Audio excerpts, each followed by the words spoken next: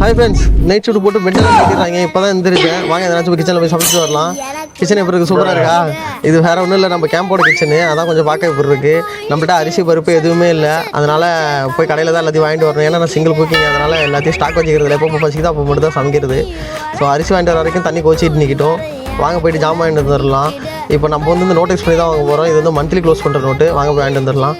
துபாயில் அடிக்கிற வெயிலுக்கு இப்போலாம் வந்து வெயிலில் நிழலில் கூட நிற்க முடியாது, அந்தளவுக்கு அனல் அடிக்குது. ஏன்னா ஹீட் ரொம்ப அதிகமாக இருக்குது. ஆனால் எவ்வளோ வெயில் அடித்தாலும் பரவாயில்ல, இந்த பூவெல்லாம் மட்டும் சாகாமல் இருக்கா, இதுதான் எப்படின்னு தெரில. சரி வாங்க கடைக்குள்ளே வந்தாச்சு. இப்போ நம்மளுக்கு வந்து வெங்காயம் தக்காளி இதெல்லாம் மட்டும் தான் வேணும். மீதி ஜாமான்லாம் இருக்குது. அதனால் டேரெக்டாக நம்ம வெங்காயத்தை ஃபஸ்ட்டு எடுக்க போயிடுவோம்.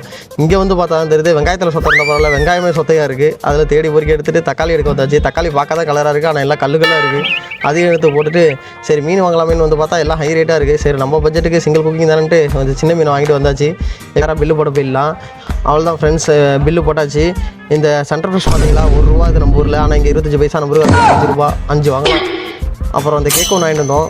கேக் ரொம்ப சூப்பராக இருக்குது. மறக்காமல் லைக் அண்ட் ஷேர் சப்ஸ்கிரைப் பண்ணுங்கள். இன்றைக்கி வீடியோ முடிஞ்சிட்டு பாய்.